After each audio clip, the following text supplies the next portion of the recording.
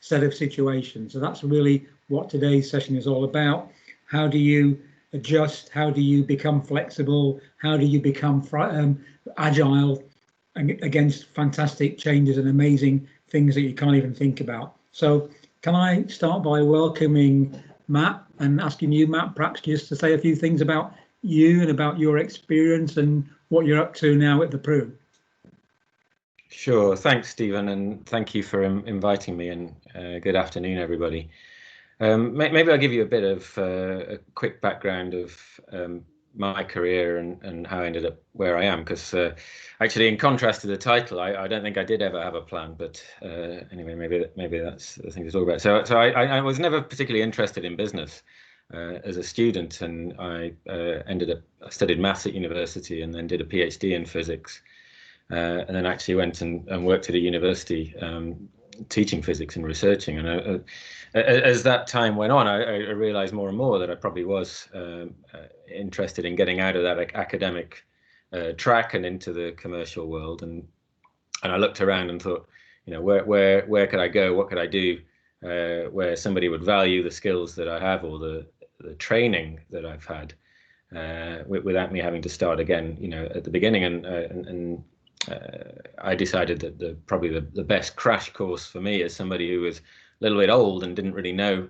as much about business as other people my age who were in the business world, was to join a consultancy, and where you can, you do lots of projects in different industries for different companies in different situations, which last a few months each. And so over the course of a few years, you get exposed to like a lifetime's worth of experience of situations. And so I went to work for Boston Consulting Group in London and in New York, and worked in retail, in pharmaceuticals, in banking, in oil and gas, a whole range of telcos, whole range of different industries over a few years. And that really, for me, was that grounding in the broader business world, how to think, how to train your brain to make decisions, how to see situations for what they are, and how to get enough of that data bank of memories of patterns that you can then, when you're in another situation, you can say, oh, hang on, this is like what I saw there, and this is what we did, and either it worked or it didn't. But it's building that database of situations that you've been in, so that you've got more tools yourself to know how to deal with it, and that was incredibly valuable. I found then actually that I was starting to get bored. It had become similar. I'd seen the patterns. There were 8 of them, and every project was one version or another of that, and I didn't feel like I was learning. And then I didn't have a plan, but I did bump into a guy in a pub who I'd worked for right at the start of being at BCG, and we ended up talking, and he told me about what he was doing, which was working as an equity analyst, so someone who takes listed company, quoted company financials and other stuff, and then analyzes the financial performance and essentially recommends to big mutual funds and pension funds whether they should buy or sell the shares. Yeah. And he said, why don't you come and work for me if you're bored there? And I didn't know what he did or what it was about, but I knew that he was a guy that I'd really admired when I was at BCG before he left, and that I knew that if I was working for him for a couple of years doing almost anything, I was going to learn a huge amount. Yeah. And so I took that gamble and had 2 of the most incredible years of my career. It was still very early in my career, but just that opportunity to suck up from him all the knowledge and experience he had, and really be trained by somebody who had the time, but also the willingness to help me learn, such that within a couple of years, actually, I got approached by a headhunter to do his job at Lehman Brothers, and which at the time was a very well-respected institution. And I went in with the job offer to him, and I said, "Hey, buddy, I've been offered this job. It's your job at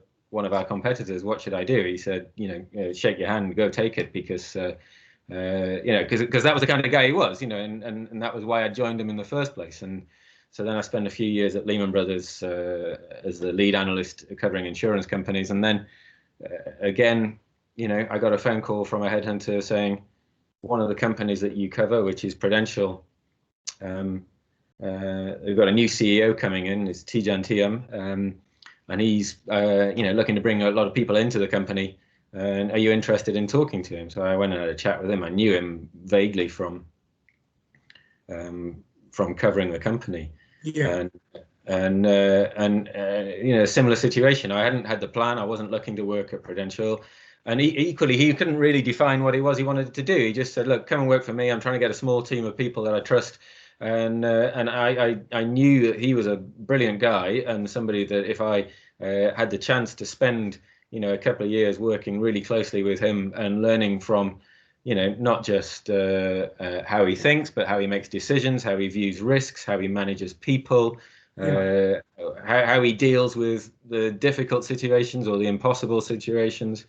That would be, accelerated development for me. And so that's what I did. And I went and joined him, and I did a couple of roles for him. I was the head of investor relations, then I was the head of strategy at Prudential, which is one of the world's biggest insurance companies. Mm. And then about 5 or 6 years ago, 4 years into that job, we were looking at where else in the world, as the head of strategy, where else in the world Prudential could have a business. And we have a huge business across Asia. It's by far the biggest business in the group now. Yeah. And we looked at other emerging markets where maybe what we had as an institution had learned, could be applied in other parts of the world. And we looked at Eastern Europe, but it'd been hit badly by the financial crisis, and a lot of others have been there first. We looked at Latin America, and frankly, we don't speak Spanish as an institution, and so you have to ask yourselves whether that's a road you want to go down. But we kept coming back to Africa, and the only question was whether there was a market there that was big enough for us to be able to do something about, and whether we as a company would be able to figure out the differences between Asia and Africa, and whether we could be successful there. And in the end, Tidjane just came in after his summer holidays one September and said, you know what, there's no point doing feasibility studies. Let's just try. Let's get something small in Ghana, because that's a good place to start. And then rather than overthinking it, let's learn by doing. And if it doesn't work, we haven't lost very much. And if it does, then great. So he said, will you go and see what you can do? And so I went to Ghana a few times, met everybody. And actually, it didn't take very long. Within a few months, I'd come back to him and say, hey, look, this is a company it's small, but the management team are good. It's well run. We can buy it for not too much money. Why don't we do it? And he had a look and said, yeah, okay, let's do that. So we bought this business in Ghana in 2014. And then we started running it with the local management team. Things went very well. And he said, well, we can't just have this one experiment. We need another one, because you need to compare, So we went and found something in Kenya as well. And then a few weeks later, he called me and he said, hey, look, we've got all these things in Africa now, and it's starting to look disorganized. Someone needs to run it. And by the way, I've just offered your job to somebody else. So, sort of thing. So that was it. And so I was just sitting there, in a chair like this about 6 or 7 years ago. I've been given the job of running Africa, but it wasn't anything. It was, we got these two very small businesses, and the company didn't have a plan. It had a clear view of it wanted to build a successful African insurance company, and it knew that it would need to be patient, and it was quite happy with that, because in Asia it had taken us 30 years to really build a business that had real scale. Yeah. So it knew where it wanted to get to. There was no plan for how they were going to get there, and it was just, okay, over to you. And for the last 6 or 7 years, that's what I've been doing. And now, fast forward, we've with the team that we've put together, we've built a business that's got 1,000 employees in 8 countries and 10,000 sales agents, 1 million customers, 10 bank partners, 2 joint venture partners. It's a real, and now the whole organization is a real thing. that is a genuine division of Prudential that will be a driver of growth for a long time to come. And for me, that those last 5 or 6 years, the people I've met, the experiences that I've had, the freedom of having the work where you have the opportunity to shape what you want the future to be, and the support of the organization to do it. It's been the by far the most joyful thing that I've done in my whole career, and it's been and the future is just as optimistic as it was 5 or 6 years ago, because even though we've got half a dozen or 8 successful businesses, the insurance market in most African countries is still very nascent, and Yeah. with median ages in most of the markets that we're in being in the 20s or even teens, even in 20 years time, the insurance market's not going to be mature and developed. So now the challenge is not how do we get in there and how do we gain some market share and be relevant in the markets. It's more now it's thinking, all right, 20 years out, how the industry is going to develop, and what do we want to start doing now to get ahead of how technology is going to transform the relationship between customers and insurance companies and between customers and one another.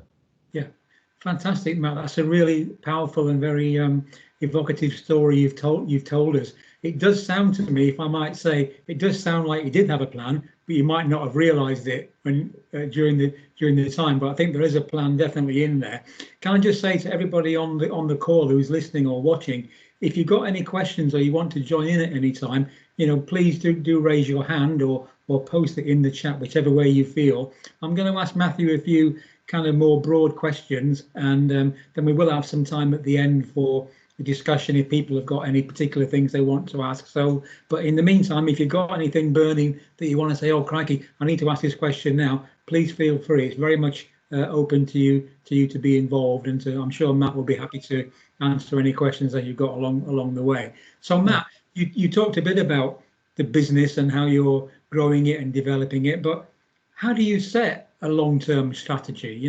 Particularly at the moment where all bets are off in terms of lots of strategies, but how do you go about setting a long-term strategy? Have you got any suggestions about that? Yeah, I think it's important to distinguish between strategy and tactics, between what you can control and what you can't control. So you need to have a vision for where you're trying to get to, and that can be over 5 years or 10 years. And that's whether it's as a company or for you as an individual. They're very similar, I think, in terms of how you should go about it. And what is it that I want to achieve, or what is it that we want to achieve? So is it we want to be a top 5 insurance company in 10 African markets, or is it that I want to be CEO of a FTSE 100 company, or is it that I want to be retired and living in California, or is it that we want to have 10 million customers across Africa? Those are the sorts of things that you need to start with, I think, is where do you want to get to? Right. And then, and then you break it down into, all right, so that's how I want to get there. What's the obvious sort of linear path between here and there? Because when you get up every day, you've got to be doing something, whether it's for your career or for your business, that's moving you, one day further towards achieving your objectives. And so you've always got to have in your mind, okay, what am I going to do today that's going to be doing this, and do you have goals for the year, which is a good way of breaking it down? Do you have goals for the 2 years and that sort of thing? But then I think it's really important to say, your plan is, I want to get to here, and these are the things I'm going to do. And your plan generally has to be comprised of things that you largely can control. So I can control how hard I work. I can control, how many people we hire. I can control who I talk to. I can control which countries we go and apply for licenses in. I can control which products we sell. But then you've also got to be alive to the opportunities that aren't in your plan, that you can't predict or can't control, that you don't, that can happen spontaneously, or that can happen because you have an opportunity to make them happen, which aren't part of this plan at all, but which do move you closer to your objective than you otherwise would have been. And it's those things that actually, when you accumulate them, if you make enough of those well over the course of an extended period of time, that will probably push you further forwards than the incremental day-to-day work that you do. So, from my own life, it's probably those two moves that I hadn't expected. First of all, meeting a guy in a pub who I knew, but we got into a conversation again. And then secondly, Tijan taking over at the Pru and just wanting some people and randomly having a headhunter call a few people. And it's the, I'm grateful to myself and relieved that I was able, even though it was a risk and a leap into the unknown, that I was able to see that by departing from the plan and getting off of the sort of the work plan and allowing myself to take the risk of going into the unknown, with the fact that it was somebody who was a lot senior to me in whichever industry, who was committing to work with me and to teach me, and that those things massively accelerated my career, much more than I would have got if I'd just kept working along to the plan. Sure. But if you don't have that plan, then you're not going to go anywhere anyway, because you're lacking direction. And the same with the business. So we want to be the biggest insurance company in Africa, and so every day in all the markets we're in, we've got teams of people who are hiring more agents, who are training agents, who are developing agents, who are developing new products, who are developing customer digital ecosystems, who are fixing our internal processes, all of that sort of stuff. But then, we're looking around, meeting as many people as possible, reading, what people are doing, listening to people, and looking out there for those ideas or opportunities that aren't part of the plan, that we can't control because it might involve a partnership with somebody else who they have to be willing to partner with you, and those things that are going to supplement the day-to-day work that we're doing and really drive us forwards in that discontinuous step. So, a good example of this was our business in Nigeria. We've got businesses in 5 countries. We knew we wanted to be in Nigeria, one of the biggest markets in Africa, and the biggest population. We knew we wanted a joint venture there. I'd been a few times and met the sort of half dozen people that we might want to be in a joint venture with, but then for various reasons, nothing happened for a while, and we carried on doing what we were doing in the other markets. And then I was at a conference in Cape Town about 5 years ago, and I bumped into one of the people that we'd discussed, and we ended up having breakfast, and eventually realized that that there was an opportunity for us. It made what they were looking for and what we were looking for were starting to align, and within a year we'd formed a joint venture in Nigeria, and that has become our biggest business in Africa. And it was I couldn't have controlled that happening. I couldn't have had it as part of my plan that we were going to do this, because it relied on someone else. But I was working, I was aware that was in the universe of things that could drive us forwards, and therefore it's worth that. How do you divide up your time between the things that you can control, and if you do it well, you'll get a good outcome, and then the things that are high risk and worth some of the time, because if they do pay off, the payoff is not 1 time or 2 times, but 50 times what you put into it.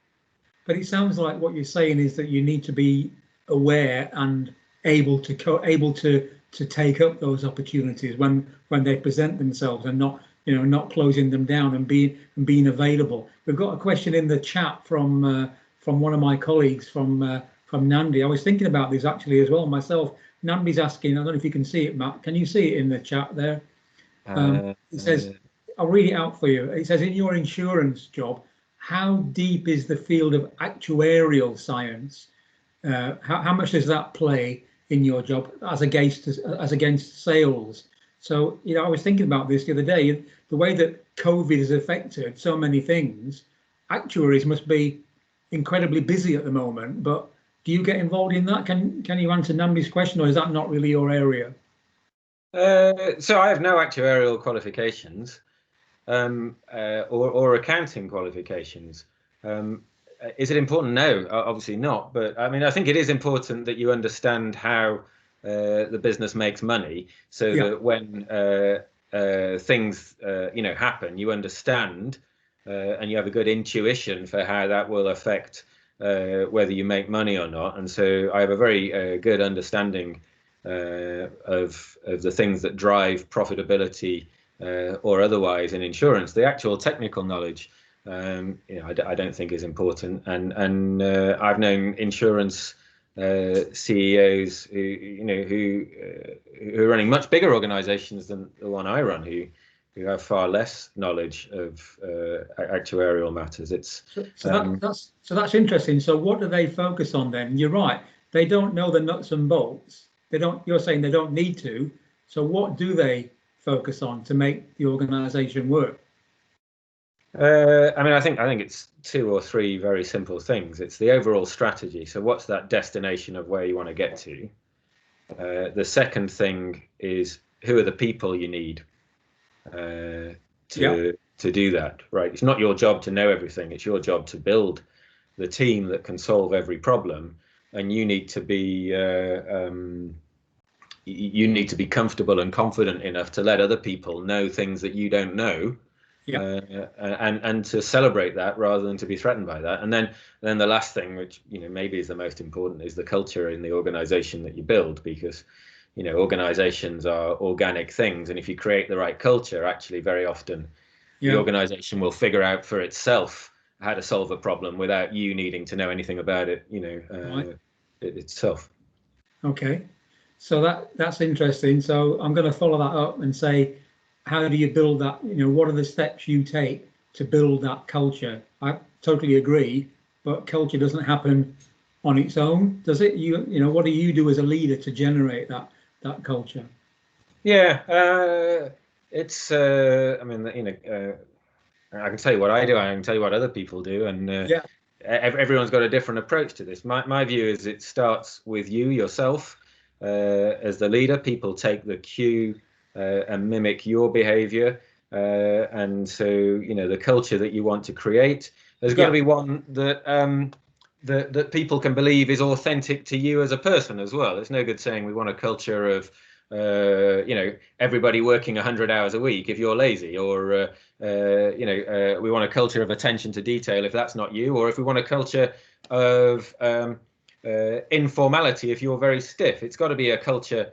If you and the culture don't match, then you're the wrong leader. But how you demonstrably live the culture that you want, and how you talk about it all the time is important. But then obviously it's also what you're seen to reward and what you're seen to punish, and that can be through individual acts, or it can be institutionally. So have you set up your performance management and promotion system so that people who respect the culture and promote the culture and further the culture are the ones who get rewarded, or actually is it that at the end of the day, the person who brings in the biggest numbers is the one that's going to get promoted? And are you brave enough as an organization to penalize people who do the tasks well but don't live the culture? And I think that's really important, because in the short term, it's very easy to get blinded by just how important individuals can be because of their seniority or personal contribution. But the silent majority is the hundreds of other people who find it demotivating and uninspiring to work in an organization where people they don't respect are getting preferred. Yes.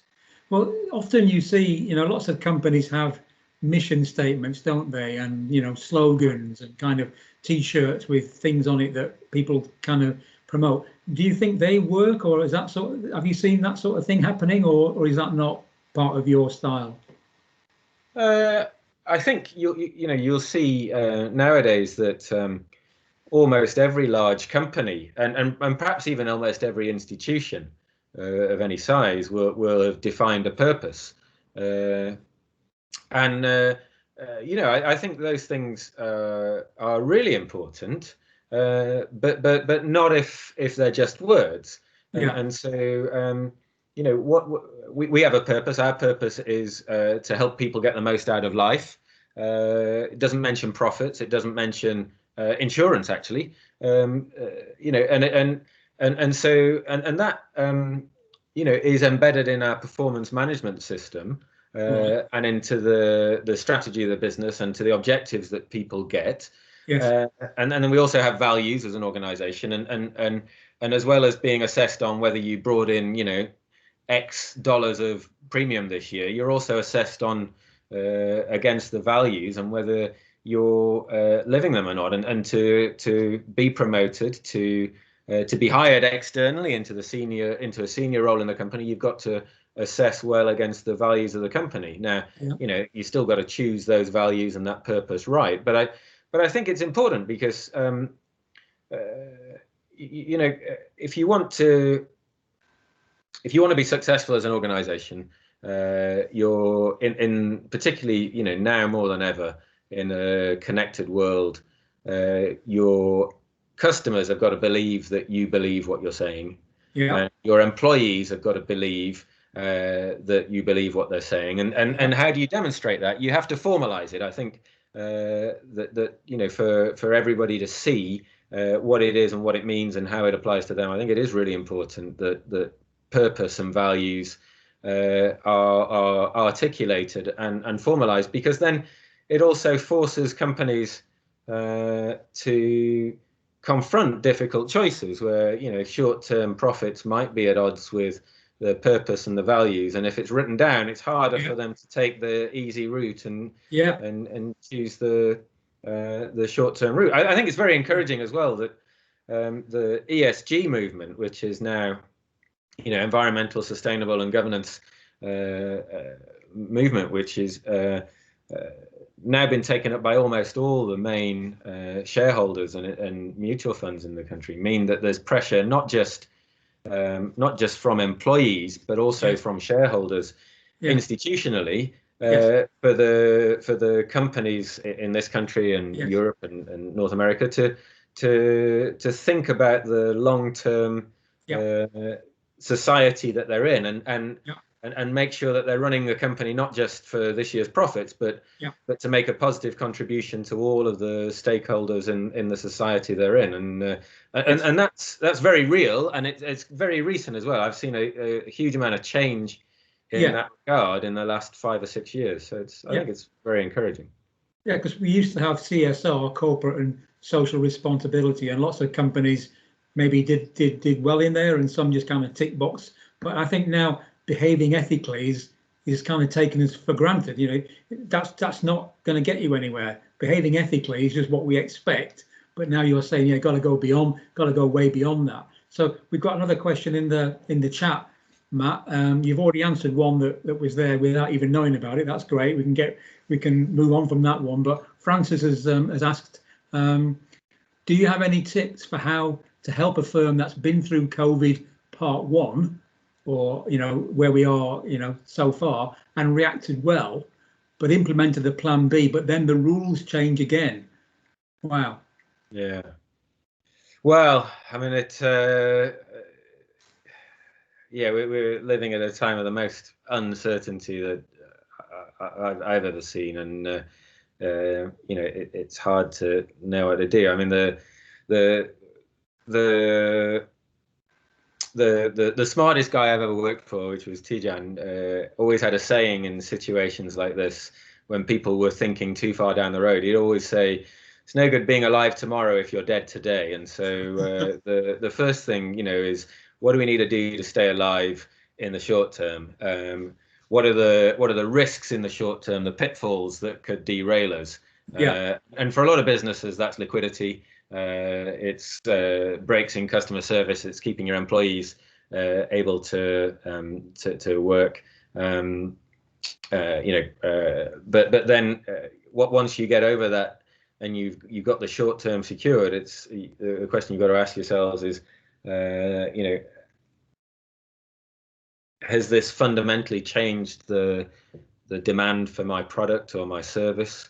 Yeah. Or is it just, it's interrupted the demand for my product or service? We don't believe that for life insurance, COVID actually is anything other than noise, and the world will go back to normal at some point, and the demand for our products and services is actually going to be greater than it was in the past. People's ability to afford it will be impacted in the short term, but there's no one on earth who's going to come out of the COVID world and think I need less insurance than I needed before. Certainly on the life and health side, and so we're doubling down and spending more and investing more on customer education, on growing our distribution network, because we actually see an opportunity, knowing that we're in the fortunate position of not going to run out of money, and being able to invest for the long term. Yeah. Knowing that this is actually a time, maybe we can't grow at 70% this year relative to last year because the customers just don't have the money to do that. Yeah. But we can massively gain market share this year while our competitors are suffering. And so, again, the plan was to have X million dollars of revenue this year. Maybe we'll have that, maybe we won't. But the long-term plan was to become, a top 3 insurer in Nigeria. And we've probably made more progress in climbing up the market share table this year in Nigeria than we would do in 5 years of normal times, because we've been able to swing the bat hard this year while other people have been suffering. So there are opportunities as well as problems, but it is important to make sure you're alive today, in order to be there to take advantage of them. And the fact that you're operating in different countries, all right, within the same geographical, roughly, location, does that create problems legally and culturally for you, for things that you might want to do the same in 5 different places? But can you actually do that? Well, I mean, to some degree, we're selling insurance, and so the basic Lego blocks of insurance are the same wherever in the world you are. Right. But what is insurance? What do you buy insurance for? You buy insurance to de-risk elements of your life. You buy insurance to give you peace of mind for the things that worry you. And so we believe really strongly that it should be down to the local businesses to decide what are the things in their country that their customers or potential customers are worried about, and how they can provide solutions that take the risk out of people's lives or give them peace of mind.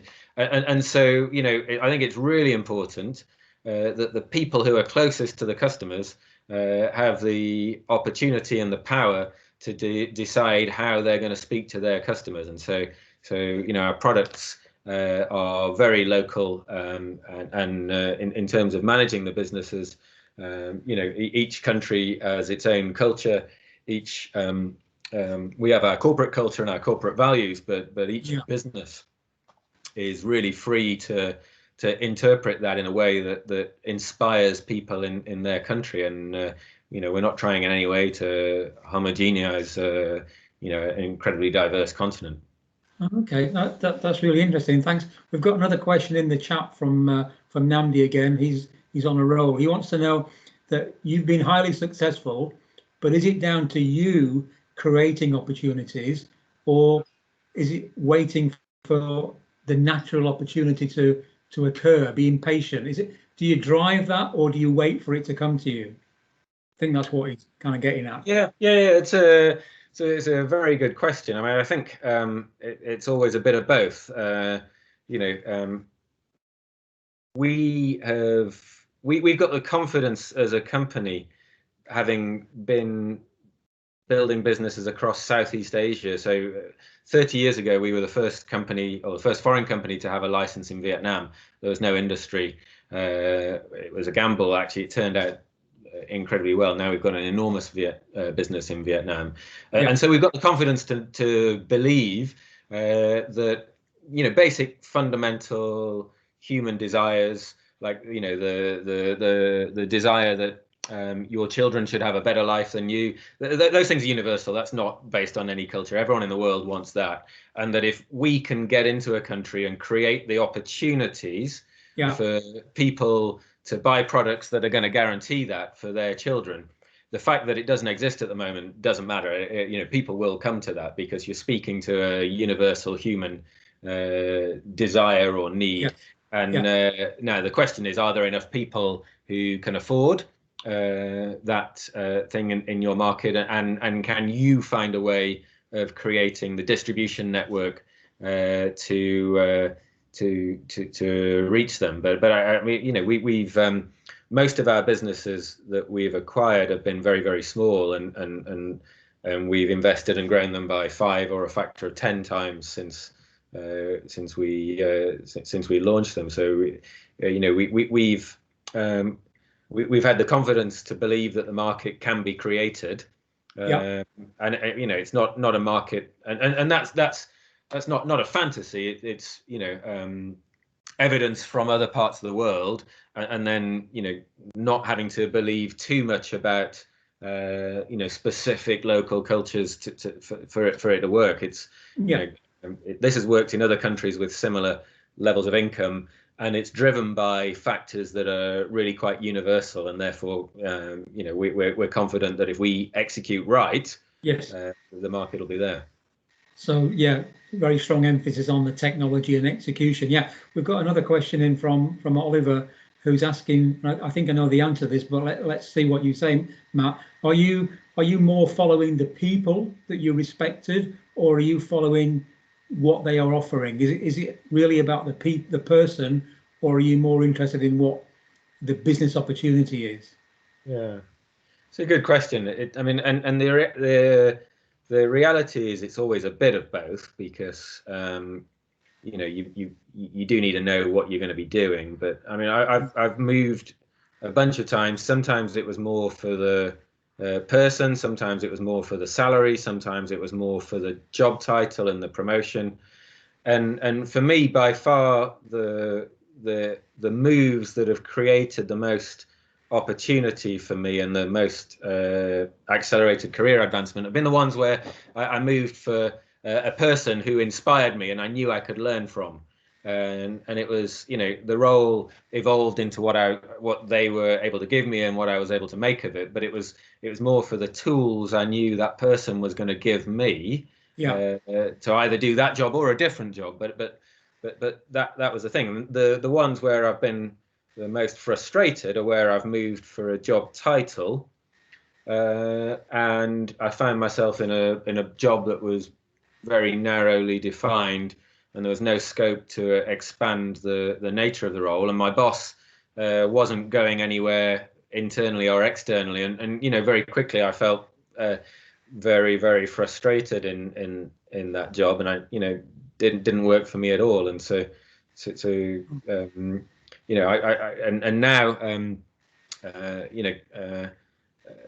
I would be very careful about moving to things just because the job title. Probably too late for me anyway, but I wouldn't move to anything just because the job title sounded appealing.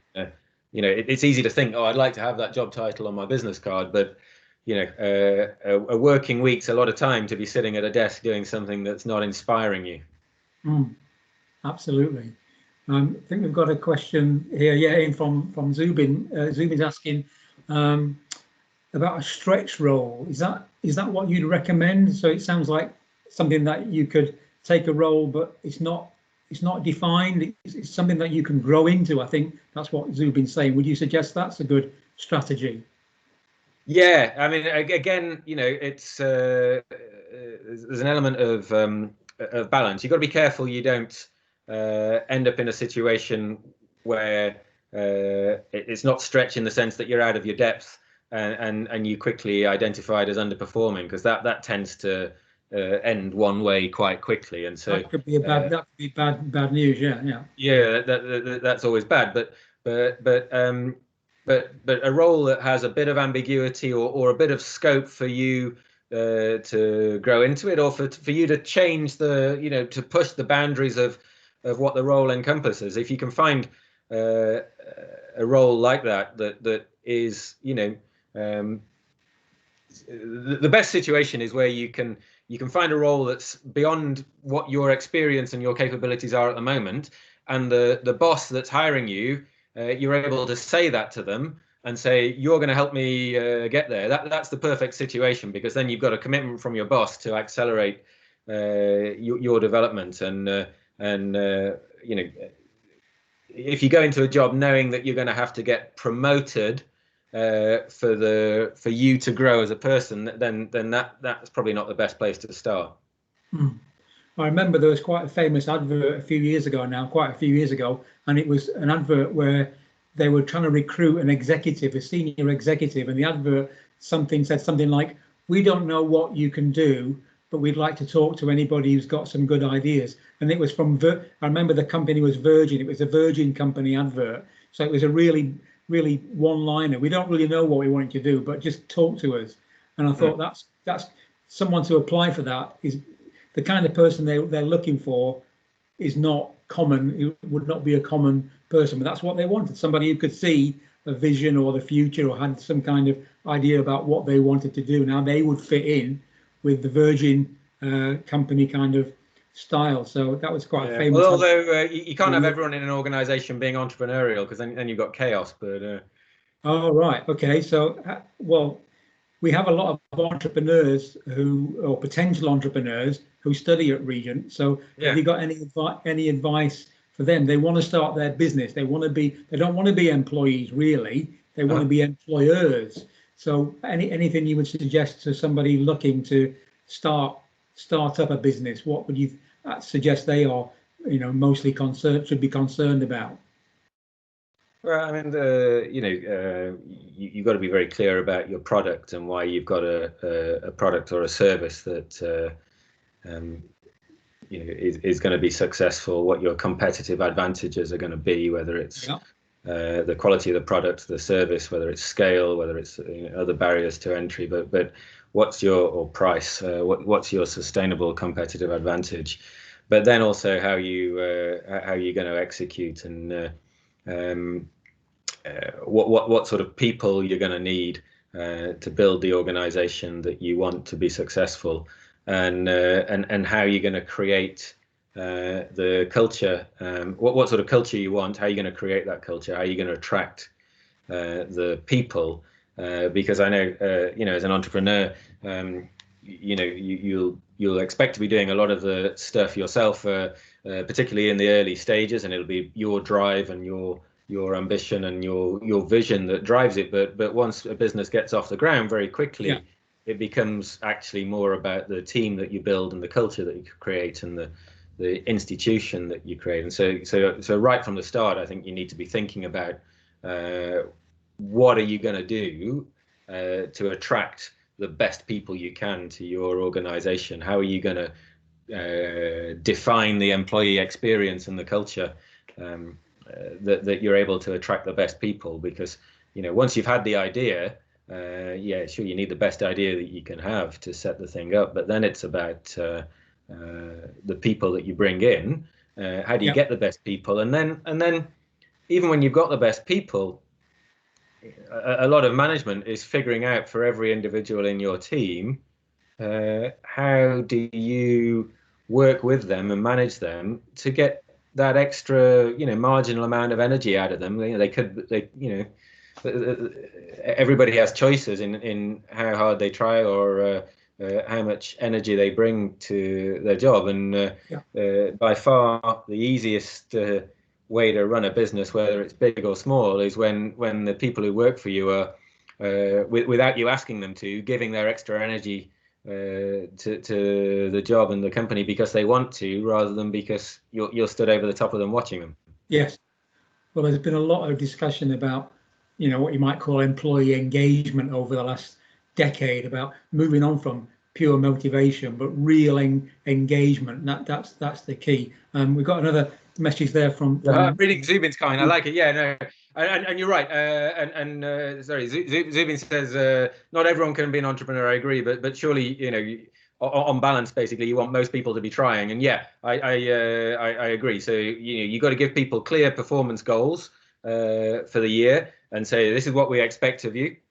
Yeah, you need to do these things. These are your targets for the end of the year. How you do them is up to you. And then also, this is the strategy of the company. If you can think of anything that's not in here, we haven't thought of, that is better than these things at any point in the year, then come and bring them to us, and we'll change your goals, and we'll encourage you to do it. And you've got to find ways to, whilst making sure that these things that need to be done do get done, that you don't stop rewarding or encouraging and celebrating and encouraging people to come up with new ideas and to try new stuff and to take risks and to be brave. Because I would say that probably half of our growth this year has come from initiatives that someone dreamed up last year that weren't part of the plan and they hadn't been told to do.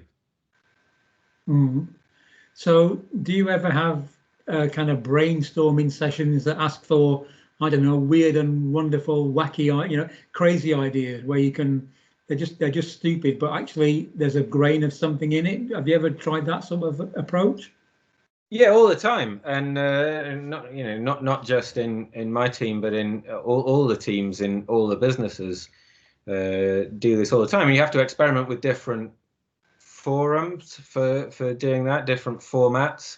Yeah. And I think it's important that you all, especially actually in the Zoom world, or the Teams world, we get very focused on tasks. It's important that you build in time in your life to stop doing tasks and to start thinking, maybe to read the internet or to go for a walk or to have a meeting with people that has no purpose, that you're just chatting and talking about stuff, because it's the unscheduled and unstructured discussions and conversations that lead to new stuff. Having a meeting at 2:30 on a Tuesday to discuss the business plan, you need to do it, but it's not that creates the entrepreneurial stuff. And so how do you make sure that you make time to be to get together in different groups and different teams, teams that are got different experiences, that are cognitively diverse, that stimulate one another in different ways, to come up with different ideas. Yeah, I was thinking about this the other day, actually. There's a well-known kind of management theory called managing. You may have heard of it, managing by wandering around, MBWA. You may have come across that, managing by wandering around. But how can you do that now in the Zoom world? Where are you going to wander? There's no point wandering around the office. There's no one there apart from maybe you and a couple of cleaners or something. So how do you replicate managing by wandering around, as you say, having the informal conversations about things that are not necessarily about today's problems, but about tomorrow's problems? Do you think that the changes that we've had to embrace due to COVID have changed the game? Have they made things different in your view? Yeah, I mean, COVID, the working from home thing, the technology of things like this have made everybody's working from home. And actually, it turns out that for a long list of tasks that you need to do, working from home and Zoom and Teams, they're just as good as being in the office, sometimes better because there are fewer distractions, and you have a sense of efficiency a lot of the time that you don't have when you're in the office. And so if you're very clear about what your list of tasks is, you can bash through them a lot quicker in this way than you can at home. But the thing that you don't have is the casual interactions, the conversations that were unscripted. You don't bump into anybody on Teams by accident, generally, and that's a shame. And that over time, the more time goes on, the more actually that becomes damaging to an organization, because you're losing that accumulated value of those casual interactions where, brainwaves fly between people, or things that, those nodes hadn't been made. And so you've got to work really hard, I think, and invest time into maintaining those networks, to having calls with people where there isn't an agenda, to being open-minded and going looking for conversations, about, like Oliver said, things like this.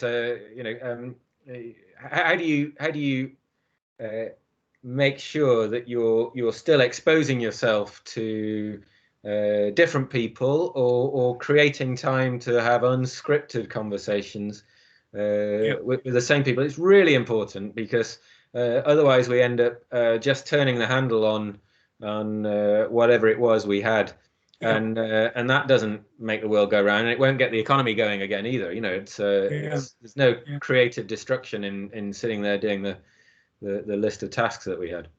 Great. I think we've got time for one last question. There's a question in there from Elias. He's saying, Matt, in the insurance business, how would you consider risk a threat or an opportunity? Has bureaucracy been a constraint in foreign market penetration? There are two questions in there, I think. Yeah, sure. Very good questions. The second one, has bureaucracy been a real constraint in foreign market penetration?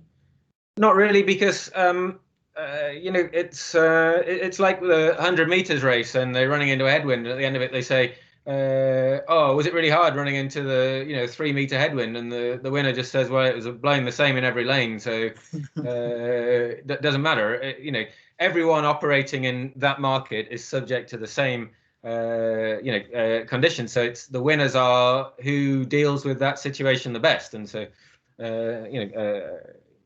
it can be an opportunity. In terms of risk, risk in a sense is our business. If customers aren't passing risks to us, then we're not giving any value to them, and that is our business, is to pool risks on behalf of customers, and